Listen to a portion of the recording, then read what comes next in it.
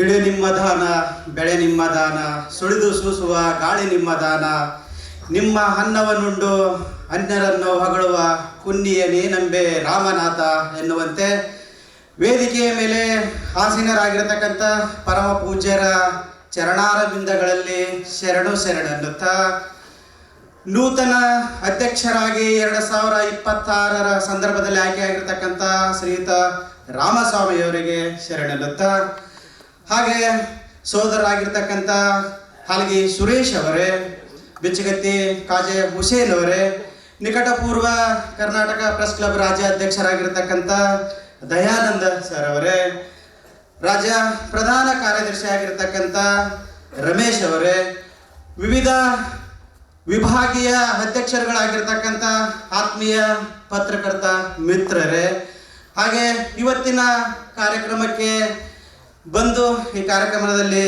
ಹಾಜರಿರತಕ್ಕಂಥ ಸಹೋದರ ಸೋದರಿಯರೇ ಮತ್ತು ಈ ಒಂದು ಕರ್ನಾಟಕ ರತ್ನ ಮತ್ತು ಭಾರತ ರತ್ನ ಪುರಸ್ಕಾರಗಳಿಗೆ ಭಾಜನರಾಗಿರ್ತಕ್ಕಂಥ ಎಲ್ಲ ಪುರಸ್ಕೃತ ಮಹನೀಯರೇ, ತಮ್ಮೆಲ್ಲರಿಗೆ ಮತ್ತೊಮ್ಮೆ ಮಗದೊಮ್ಮೆ ಶರಣಾರ್ಥಿಗಳು.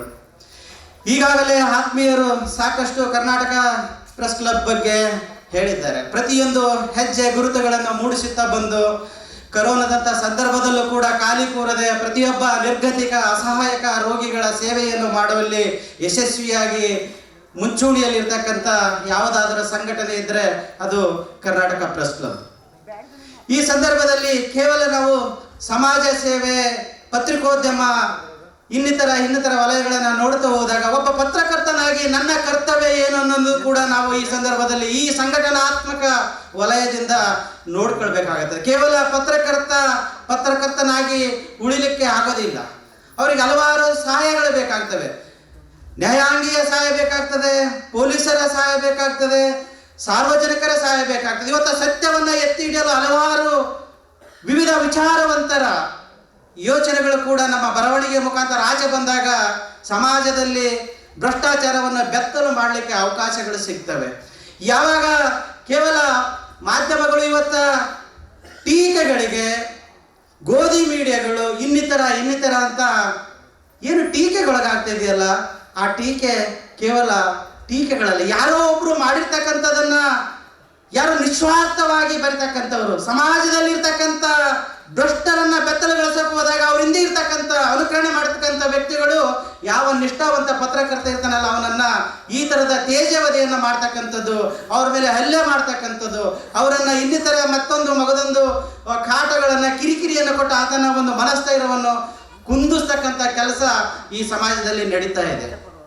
ಹಾಗಾದರೆ ಏನು ಮಾಡಬೇಕು? ಪತ್ರಕರ್ತರಿಗೆ ಯಾವ ಥರನಾದ ಒಂದು ರಕ್ಷಣೆ ಇದೆ? ಇವತ್ತು ಸರ್ಕಾರ ಯಾವ ಥರನಾದ ಅವರಿಗೆ ಪ್ರೊಡಕ್ಷನ್ಗಳನ್ನು ಕೊಡ್ತಾ ಇದೆ? ಯಾವ ಪ್ರೊಡಕ್ಷನ್ ಇಲ್ಲ ಸ್ವಾಮಿ.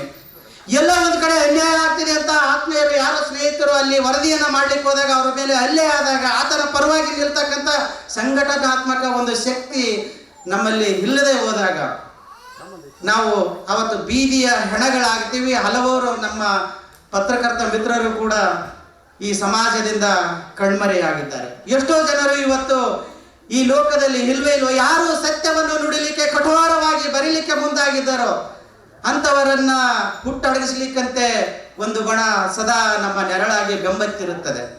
ಇಂಥ ಸಂದರ್ಭದಲ್ಲಿ ನಾವು ಪತ್ರಕರ್ತರೆಲ್ಲರೂ ಸಂಘಟನಾತ್ಮಕವಾಗಿ ಒಂದುಗೂಡಿ ಯಾವ ದುಷ್ಟ ಶಕ್ತಿಗಳು ನಮ್ಮನ್ನ ಹದಿಮಿಡಲು ಸದಾ ಆತುರಿಯುತ್ತಿರುತ್ತವೋ ಅದರ ವಿರುದ್ಧ ಸೆಟೆದು ನಿಂತಾಗ ಮಾತ್ರ ಪತ್ರಕರ್ತರು ಉಸಿರಾಡಲಿಕ್ಕೆ ಸಾಧ್ಯವಾಗ್ತದೆ. ಸಮಾಜದಿಂದ ಭ್ರಷ್ಟರನ್ನು ಬೆತ್ತಲು ಮಾಡಲಿಕ್ಕೆ ಒಂದು ಸಣ್ಣ ಅವಕಾಶ ಸಾರ್ವಜನಿಕರೆಲ್ಲರೂ ಕೊಟ್ಟಂತಾಗುತ್ತದೆ. ಸಂದರ್ಭ ಇಷ್ಟೇ. ಇವತ್ತು ಈ ದೇಶದ ಪ್ರಧಾನಮಂತ್ರಿ, ರಾಷ್ಟ್ರಪತಿ, ಉನ್ನತ ನ್ಯಾಯವಾದಿ ಇವರೆಲ್ಲರನ್ನ ಸೃಷ್ಟಿ ಮಾಡಿರ್ತಕ್ಕಂಥ ಒಬ್ಬ ಶಿಕ್ಷಕರನ್ನ ಗುರುತಿಸಿ ಸನ್ಮಾನ ಮಾಡ್ತಕ್ಕಂಥ ಆದ್ಯ ಕರ್ತವ್ಯ ಕೂಡ ನಮ್ಮ ಕರ್ನಾಟಕ ಪ್ರೆಸ್ ಕ್ಲಬ್ನ ಒಂದು ಮುಖ್ಯ ಗುರಿ, ಧ್ಯೇಯೋದ್ದೇಶವಾಗಿದೆ. ಅದರೊಟ್ಟಿಗೆ ಈ ಸಮಾಜದಲ್ಲಿ ಯಾರು ತೀರಾ ತುಳಿತಕ್ಕೊಳಗಾಗಿ ನ್ಯಾಯದಿಂದ ವಂಚಿತರಾಗಿ ನಿಂತಾಗ ಅಂಥವರಿಗೆ ಪುಕ್ಕಟೆಯಾಗಿ ನ್ಯಾಯದಾನ ಮಾಡಿರ್ತಕ್ಕಂಥ ಹಲವಾರು ವಕೀಲರು, ನ್ಯಾಯವಾದಿಗಳು ಎಲ್ಲಿ ಎಲೆಮರೆಯ ಕಾಯಂತೆ ನಮ್ಮೊಳಗೆ ಇದ್ದಾರೆ. ಅವ್ರನ್ನ ಗುರುತಿಸ್ತಕ್ಕಂಥ ಕೆಲಸ ಕೂಡ ಇವತ್ತು ಯಾವುದಾದ್ರೂ ಮಾಡಿದೆ ಅಂದರೆ ಅದು ಕರ್ನಾಟಕ ಪ್ರೆಸ್ ಕ್ಲಬ್ ಮೊಟ್ಟ ಮೊದಲ ಬಾರಿಗೆ ಕರ್ನಾಟಕ ಹೋರಾಟದಲ್ಲಿ ಮುಂಚೂಣಿಯಲ್ಲಿದೆ ಅಂದರೆ ತಪ್ಪಾಗಲಿಕ್ಕಿಲ್ಲ. ಅದೇ ರೀತಿಯಾಗಿ ಆರಕ್ಷಕ ಇಲಾಖೆಯ ಅಧಿಕಾರಿಗಳನ್ನ, ಆರೋಗ್ಯ ಇಲಾಖೆಯ ಅಧಿಕಾರಿಗಳನ್ನ, ತಳಮಟ್ಟದ ಆಶಾ ಕಾರ್ಯಕರ್ತರನ್ನೂ ಕೂಡ ಈ ಸಂದರ್ಭದಲ್ಲಿ ಒಂದು ಬಾಣತಿಯತನವನ್ನು ಮಾಡ್ತಕ್ಕಂಥ ಸೂಲಗಿತ್ತಿಯನ್ನು ಕರೆದಿ ಈ ವೇದಿಕೆಯಲ್ಲಿ ಸನ್ಮಾನ ಮಾಡ್ತಕ್ಕಂಥ ಶ್ರೇಯಸ್ಸು ಕರ್ನಾಟಕ ಪ್ರೆಸ್ ಕ್ಲಬ್ಗೆ ಸಲ್ಲುತ್ತದೆ. ಅಂದಾಗ ಯಾವ ಒಂದು ಸಂಘಟನೆ ಸಮಾಜದಲ್ಲಿ ಯಾರಿಗೂ ಕಾಣದಂತೆ ತಮ್ಮ ಕೆಲಸವನ್ನು ಸಮಾಜಕವಾಗಿ ಸದಾ ಮಾಡ್ತಿರ್ತಕ್ಕಂಥ ವ್ಯಕ್ತಿಗಳನ್ನ ಕರೆತಂದು ಮೂಲ ಸಮಾಜಮುಖಿಯಾಗಿ ತೋರ್ಪಡಿಸ್ತಕ್ಕಂಥ ಕೆಲಸ ಮಾಡ್ತಕ್ಕಂಥದ್ದು ಕರ್ನಾಟಕ ಪ್ರೆಸ್ ಕ್ಲಬ್. ಇವತ್ತು ನಾನು ಈ ಕರ್ನಾಟಕ ಪ್ರೆಸ್ ಕ್ಲಬ್ನ ಸಂಘಟನಾ ಕಾರ್ಯದರ್ಶಿಯಾಗಿ ಸೇವೆ ಮಾಡಲಿಕ್ಕೆ ಬಹಳ ಹೆಮ್ಮೆ ಅನ್ನಿಸ್ತದೆ. ಆ ಅವಕಾಶ ಕೊಟ್ಟಿರ್ತಕ್ಕಂಥ ನನ್ನ ಆತ್ಮೀಯ ಎಲ್ಲ ಹಿರಿಯ ಪತ್ರಕರ್ತರಿಗೂ ತಮ್ಮೆಲ್ಲರಿಗೂ ನನ್ನನ್ನು ಈ ಮಟ್ಟಕ್ಕೆ ಶಿಕ್ಷಿತನನ್ನಾಗಿ ಬೆಳೆಸಿರ್ತಕ್ಕಂಥ ನನ್ನ ಗುರುಗಳಿಗೂ ಕೂಡ ಈ ಸಂದರ್ಭದಲ್ಲಿ ಕೃತಜ್ಞತೆಗಳನ್ನು ಸಲ್ಲಿಸ್ತಾ ನನ್ನೆರಡು ಮಾತುಗಳನ್ನು ಇಲ್ಲಿವರೆಗೆ ಶಾಂತ ರೀತಿಯಿಂದ ಕೇಳಿದಕ್ಕೆ ತಮ್ಮೆಲ್ಲರಿಗೆ ಮತ್ತೊಮ್ಮೆ ಶರಣಾರ್ಥಿಗಳನ್ನು ಅರ್ಪಿಸ್ತಾ ನನ್ನೆರಡು ಮಾತುಗಳಿಗೆ ವಿರಾಮ ಹಾಡುತ್ತೇನೆ. ಜೈ ಹಿಂದ್, ಜೈ ಭಾರತ್. ಪತ್ರಕರ್ತನ ವಾಸ್ತವ ಸ್ಥಿತಿಗತಿಗಳನ್ನು ಕರ್ನಾಟಕ ಪ್ರೆಸ್ ಕ್ಲಬ್ನ ಒಂದು ಗೆಲುವಿನ ಹಾದಿಗಳನ್ನು ನಮಗೆ ಮಾತಿನ ಮೂಲಕ ತಿಳಿಸಿಕೊಟ್ಟಿರ್ತಕ್ಕಂಥ ಶ್ರೀಯುತ ನಂದಕುಮಾರ್ ಸರ್ ಅವರಿಗೆ ನಿಮ್ಮೆಲ್ಲರ ಜೋರಾದ ಚಪ್ಪಾಳೆಯೊಂದಿಗೆ ಧನ್ಯವಾದಗಳನ್ನ ಸಲ್ಲಿಸ್ತಾ ಇದ್ದೇವೆ.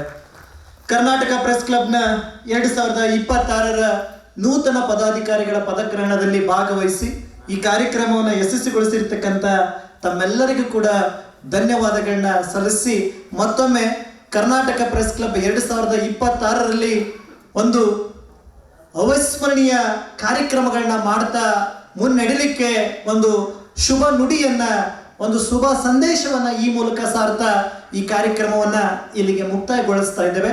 ತಾವೆಲ್ಲರೂ ಕೂಡ ಈ ಒಂದು ವೇದಿಕೆಯ ಹೊರಗಡೆ ತೆರಳಬೇಕು. ನಿಮ್ಮೆಲ್ಲರಿಗೂ ಕೂಡ ಒಂದು ವೆಲ್ಕಮ್ ಇರುತ್ತದೆ. ನಿಮ್ಮೆಲ್ಲರನ್ನೂ ಕೂಡ ಸ್ವಾಗತ ಮಾಡತಕ್ಕಂಥ ಕೆಲಸವನ್ನ ನಾವು ಮಾಡ್ತೇವೆ. ಈಗ ಪದಗ್ರಹಣ ಕಾರ್ಯಕ್ರಮವನ್ನ ಇಲ್ಲಿಗೆ ಮುಕ್ತಾಯಗೊಳಿಸ್ತಾ ನಂತರದಲ್ಲಿ ಕರ್ನಾಟಕ ಪ್ರೆಸ್ ಕ್ಲಬ್ನ ಕರ್ನಾಟಕ ಸೇವಾರತ್ನ ಪ್ರಶಸ್ತಿ ಪ್ರದಾನವನ್ನ ನಿಮ್ಮ ಮುಂದೆ ಬಿತ್ತರಗೊಳಿಸ್ತಾ ಇದ್ದೇವೆ. ತಾವೆಲ್ಲರೂ ಕೂಡ ಹೊರಗಡೆ ತೆರಳಬೇಕು ಅಂತೇಳಿ ಕೇಳ್ತಾ ವೇದಿಕೆ ಮೇಲಿರ್ತಕ್ಕಂಥ ಎಲ್ಲ ಅತಿಥಿ ಗಣ್ಯರಿಗೂ ಪರಮ ಪೂಜ್ಯರಿಗೂ ಕೂಡ ಧನ್ಯವಾದಗಳು. ದಯವಿಟ್ಟು ತಾವೆಲ್ಲರೂ ಕೂಡ ಹೊರಗಡೆ ತೆರಳಬೇಕು. ನಿಮ್ಮೆಲ್ಲರಿಗೂ ಕೂಡ ವಿಶೇಷವಾಗಿರ್ತಕ್ಕಂಥ ವಾದ್ಯ ಮೇಳಗಳೊಂದಿಗೆ ಈ ಒಂದು ಕಾರ್ಯಕ್ರಮಕ್ಕೆ ಹೃತ್ಪೂರ್ವಕವಾಗಿ ಸ್ವಾಗತವನ್ನು ಕೋರ್ತಕ್ಕಂಥ ಒಂದು ಸುಸಂದರ್ಭ.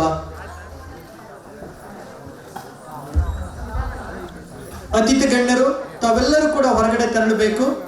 ನಿಮ್ಮನ್ನೆಲ್ಲರನ್ನ ವಾದ್ಯ ಮೇಳಗಳೊಂದಿಗೆ, ಪುಷ್ಪ ಹೂಗಳೊಂದಿಗೆ ಈ ಒಂದು ಕಾರ್ಯಕ್ರಮಕ್ಕೆ ನಾವೆಲ್ಲರೂ ಕೂಡ ಆಹ್ವಾನ ಮಾಡ್ತಾ ಇದ್ದೇವೆ. ತಾವೆಲ್ಲ ಕೂಡ ಹೊರಗಡೆ ತೆರಳಬೇಕು ಅಂತೇಳಿ ಕೇಳ್ಕೊಳ್ತಾ ಇದ್ದೇನೆ.